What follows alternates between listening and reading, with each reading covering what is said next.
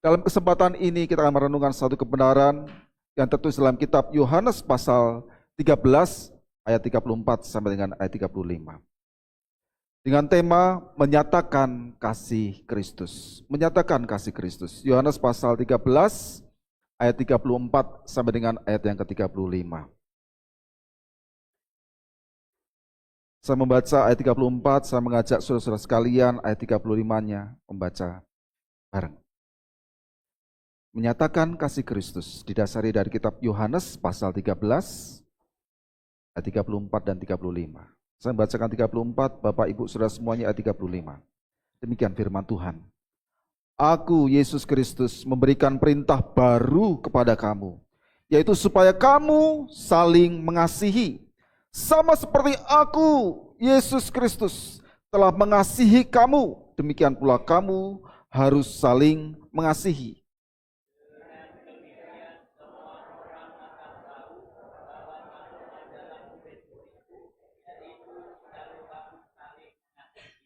Jikalau kamu saling mengasihi. Saudara terkasih dalam Tuhan, kita sebagai orang percaya, kita sebagai orang yang sudah lahir baru, mempercayakan hidup kepada Kristus, selalu mengharapkan Roh Kudus itu memenuhi kehidupan kita.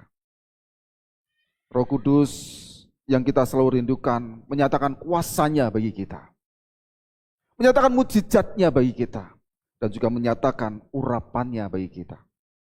Setiap kita pasti punya pergumulan dengan apa yang di depan mata kita merasakan dengan tubuh jasmani kita. Dan seringkali itu menyiutkan nyali kita, rohani kita, untuk menghadapi segala perkara itu dengan urapan dan kuasa dari Tuhan. Melalui Roh Kudus yang dicurahkan bagi kita.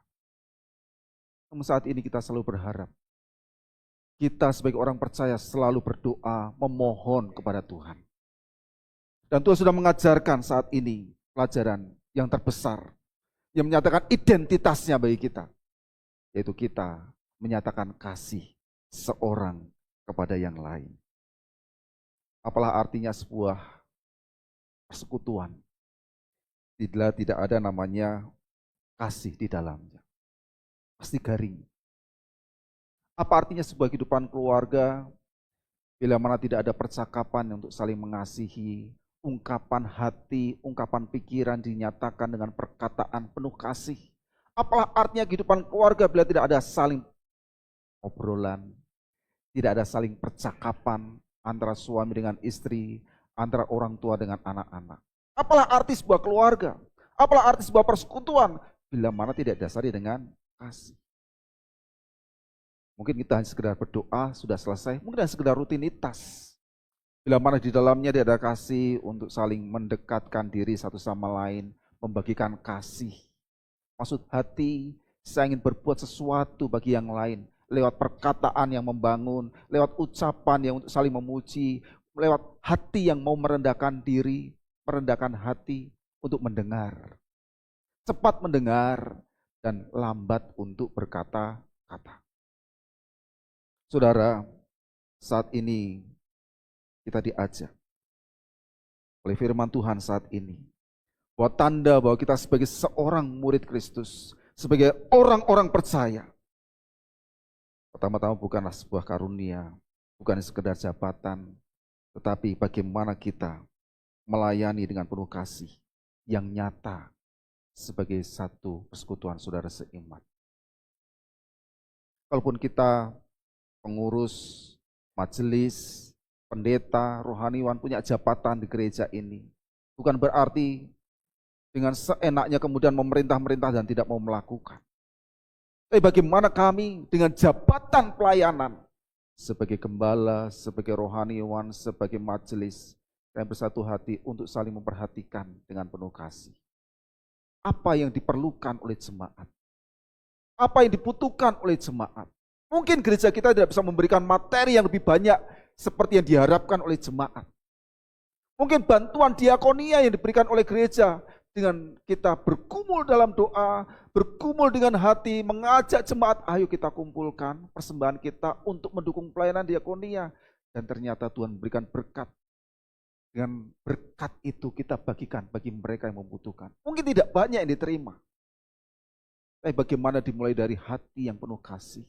hati yang mau peduli, dan pengurus, majelis, gembala bersatu hati memikirkan apa yang perlu kita lakukan bagi jemaat. Saudara, 3 hal yang perlu saya sampaikan lewat perenungan ini. Yang pertama, mengasihi itu adalah sebuah perintah, bukan sebuah pilihan. Mengasihi itu bukan hanya sekedar perasaan saja, tapi adalah sebuah perintah yang mau tidak mau harus kita lakukan, wajib dilakukan. Yesus berkata dalam firman ini, "Aku memberikan perintah baru kepada kamu." Jadi ini bukan sebuah pilihan, tapi sebuah kewajiban, sebuah tanggung jawab kita sebagai seorang murid Kristen, murid Kristus, orang Kristen, untuk melakukan perbuatan kasih, mengasihi, karena sebuah perintah, bukan sekedar emosi, aku mengasihi kamu. Aku berkata-kata aku mengasihi kamu, bukannya sebatas itu, tetapi betul-betul dengan ucapan dan tindakan dilakukan. Saudara, banyak orang mungkin berkata, aku gak cocok kok dengan orang itu. Gak sefrekuensi, kalau ngomong gak nyambung. Aku gak mau ngomong-ngomong sama dia. Aku gak mau buka percakapan dengan dia, gak cocok aku. Suruh pelayanan sama dia, gak cocok aku. Suruh dari satu tim dengan dia, gak cocok aku. Tuhan Yesus tidak berkata, kalau kamu cocok, ayo bangun hubungan. Tidak. Tuhan berikan perintah yang baru pada kita, mengasihi. Dan Tuhan berkata kepada kita saat ini, supaya kamu saling mengasihi. Supaya kamu saling mengasihi. Kita kerja satu gereja, mendukung akan saudara kita yang mungkin saat ini bergumul dalam hal pencarian jati diri. Bagaimana tidak sedikit anak-anak remaja mencari jati diri di luar kehidupan keluarga dan kemudian punya perkumpulan yang mungkin kurang sehat bagi kejiwaan mereka, bagi mental mereka, bagi masa depan mereka. Bagaimana tidak sedikit remaja yang kemudian kehilangan figur orang tua. Karena orang tua yang selalu saja menyalahkan, mengintimidasi, dan menuntut.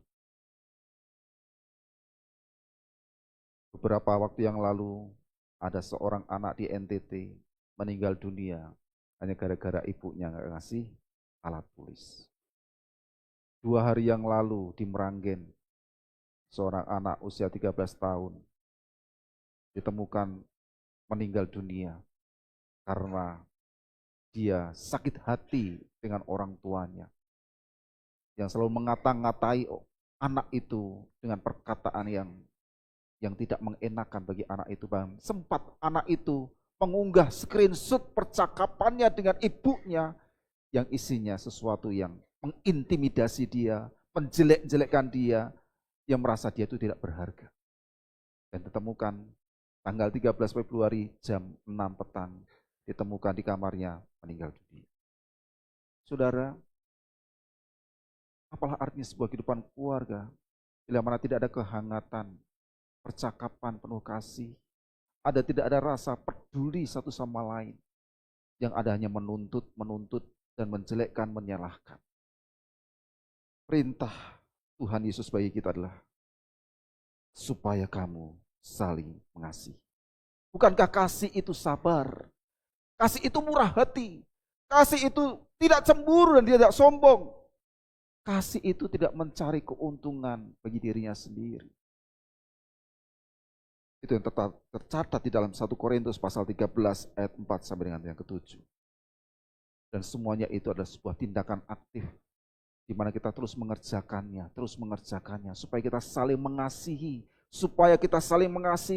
kita kerjakan bagian kita,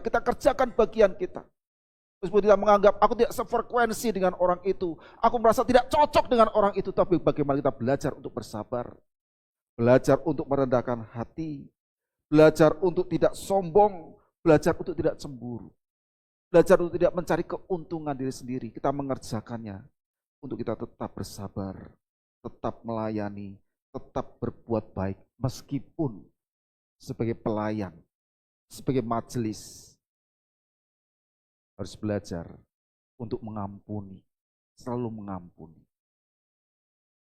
Inilah yang Tuhan kabarkan bagi kita, supaya kamu saling mengasihi. Saudara, yang kedua, bagaimana firman ini mengajarkan kita bahwa mengasihi itu punya patokan. Siapa patokannya? Yesus Kristus. Memang dalam perjanjian lama sudah dikabarkan supaya kita saling mengasihi. Itu dalam kitab Yohanes ini dikatakan bahwa Yesus sama seperti aku telah mengasihi kamu. Artinya Yesus sendiri adalah menjadi patokan. 3 hal.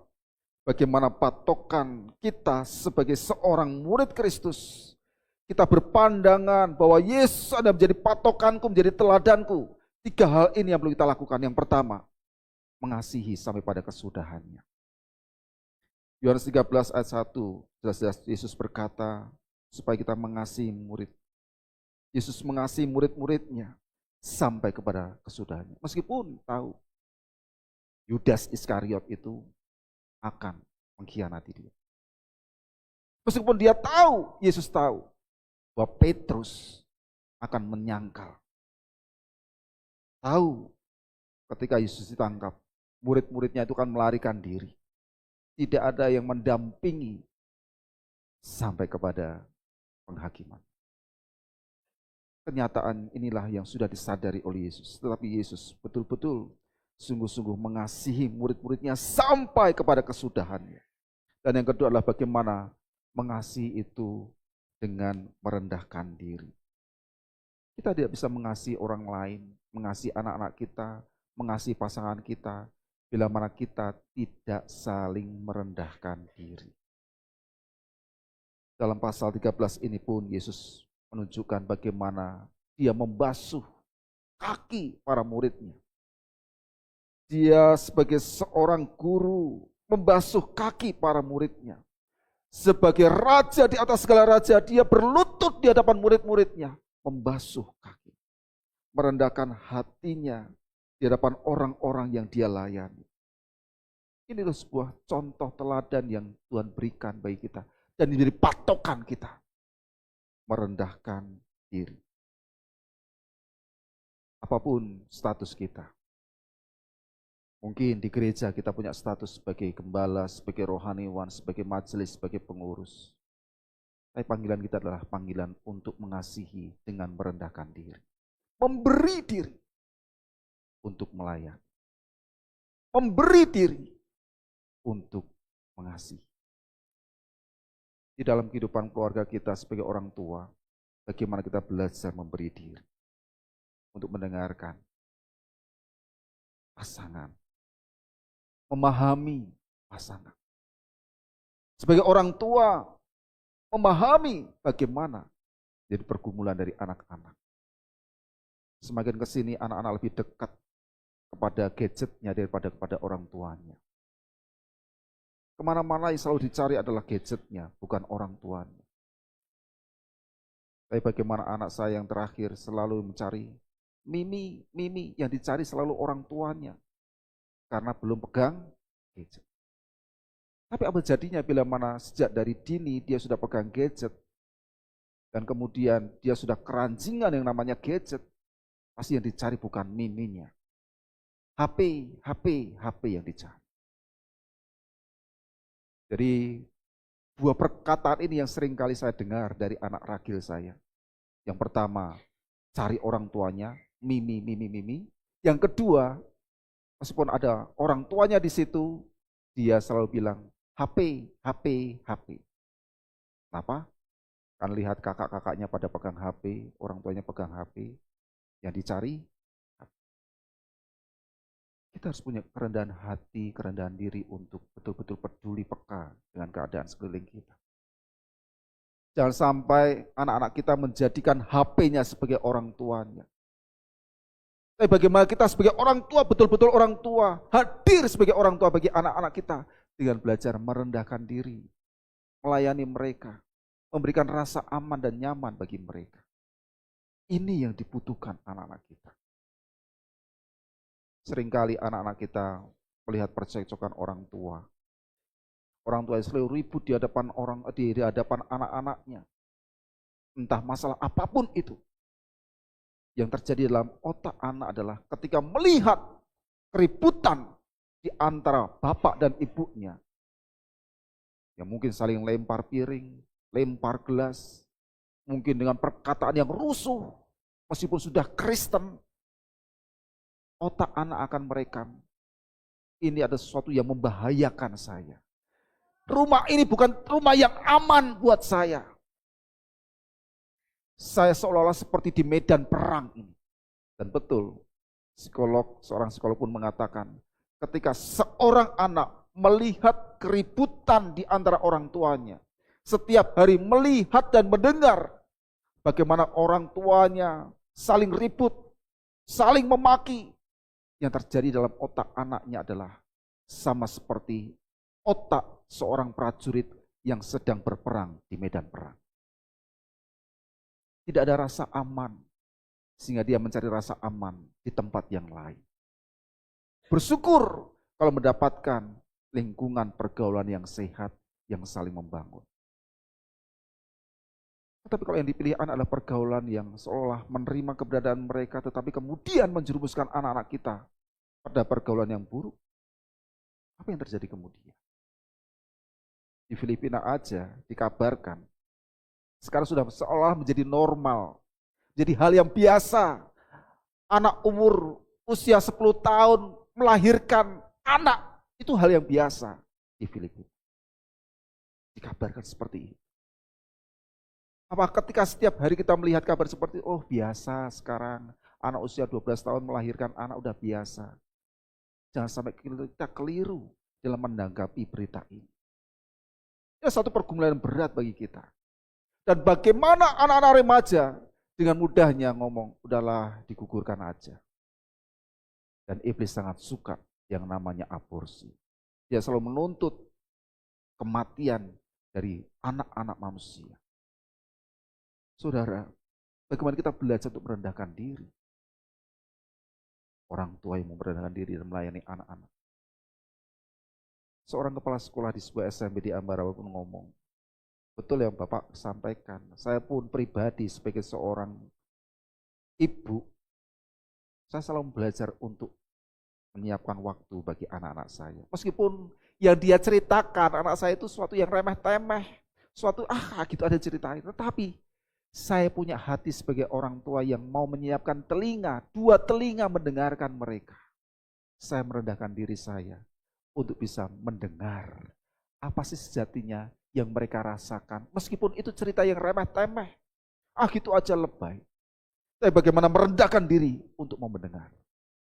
Itu yang dibutuhkan oleh anak-anak. Dan yang ketiga, bagaimana patokan Yesus, teladan Yesus bagi kita adalah mengorbankan diri. Mengasihi berarti mengorbankan diri. Mengasihi dengan pengorbanan. Dalam Yohanes 15 ayat 13 pun dikatakan, tidak ada kasih yang lebih besar daripada kasih seorang yang memberikan nyawanya untuk sahabat-sahabatnya. Dan Petrus pun pernah berkata bahwa dia siap mati. Tidak boleh Yesus ditangkap, dibunuh, tidak boleh. Dan Petrus katakan, aku siap mati. Tapi kenyataannya Petrus gagal. Dan dia menyangkal Yesus. Kita pun sering merasa sanggup untuk kita mengorbankan diri kita. Kita berkata, saya sanggup untuk mengorbankan hidup saya. Tapi ketika ada harga yang harus bayar, kadang beberapa orang harus mundur, menyerah kalah. Bagaimana banyak sekarang bapak-bapak yang harus jauh dari orang tua, dari istri dan anak-anaknya untuk mencari nafkah. Bagaimana mereka bergumul. Seorang laki-laki, seorang suami yang punya tanggung jawab memberikan nafkah bagi istri dan anak-anaknya. Bergumul dengan kesehatan mentalnya.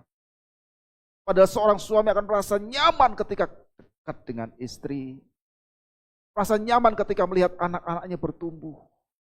Tapi apa jadinya kalau saya kumpul dengan mereka tetapi tidak ada pekerjaan yang saya tekuni. Tidak ada uang pendapatan yang saya berikan buat mereka untuk sebagai nafkah. menghidupi mereka. Seorang suami, seorang bapak yang mengorbankan diri bagi keluarga. Dan dirasakan. Bersyukurlah kita sebagai seorang bapak yang setiap hari bisa bekerja. Meskipun dengan jarak yang jauh, setiap hari bisa kembali pulang, ketemu dengan istri dan anak-anak. Bersyukur. Maka ketika di jalan, kita harus selalu berdoa, tolong Tuhan jauhkan kami daripada segala kecelakaan. Tolong Tuhan jauhkan kami dari segala mara bahaya. Bagaimana seorang suami bergumul untuk mengorbankan dirinya, memberikan nafkah. Bersyukur bagi istri-istri yang suaminya setiap hari bisa pulang dan bisa memberikan penghiburan, bukan percekcokan. Memberikan dorongan dan bukan rongrongan. Saudara, mari kita sadari, ketika kita memandang Kristus sebagai teladan kita, sebagai patokan kita untuk mengasihi, berarti kita mengasihi dengan pengorbanan. Hal yang terakhir, bagaimana menyatakan kasih Kristus? Kita menyatakannya kepada dunia. Ketika kita sudah menyatakan kasih itu di dalam lingkup keluarga kita, di dalam lingkup gereja kita, apa yang kita bangun dengan penuh kehangatan, apa yang kita bangun dengan penuh pengampunan ketika kita mungkin saling menyakiti. Mungkin kita berseberangan pendapat, tetapi dengan kasih kita tetap merendahkan diri, tetap bisa mengorbankan diri, tetap sabar. Mari kita nyatakan kepada orang luar, pada sekeliling kita, pada masyarakat kita, bahwa kita dikenal sebagai pengikut Kristus yang penuh dengan damai sejahtera. Dengan cara apa? Kita saling mengasihi. Kalaupun ada percekcokan, baiklah internal buat kita, bukan untuk diumbar di luar, bahkan mungkin sampai kedengaran sampai di luar. Tidak. Saudara, ini yang perlu kita kumpulkan saat ini. Bahwa saat ini memang banyak perpecahan. Entah itu perpecahan politik, perbedaan pandangan politik, sayap kanan, sayap kiri, atau mungkin ada perbedaan perpecahan generasi. Mungkin ada satu indikasi bagaimana banyak anak mengakhiri hidupnya dengan cara yang tidak wajar. Mungkin ada anak-anak yang kemudian mereka melakukan hubungan yang di luar batas, sehingga ada kasus-kasus pelecehan, ada kasus-kasus menjadi korban.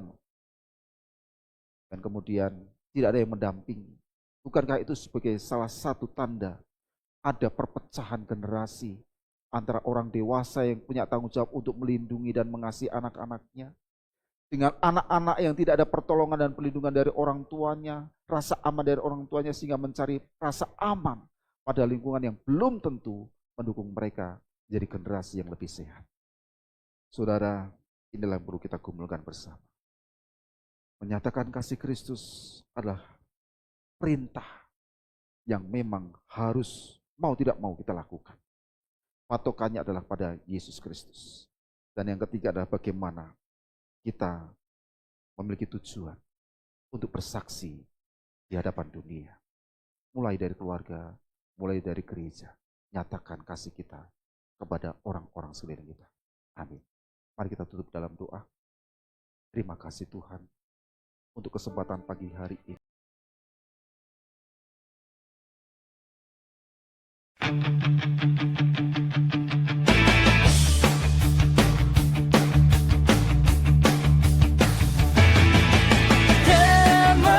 Kementerian Agama Kabupaten Semarang, bagus, bagus, bagus, bersinergi, utamakan kerjasama.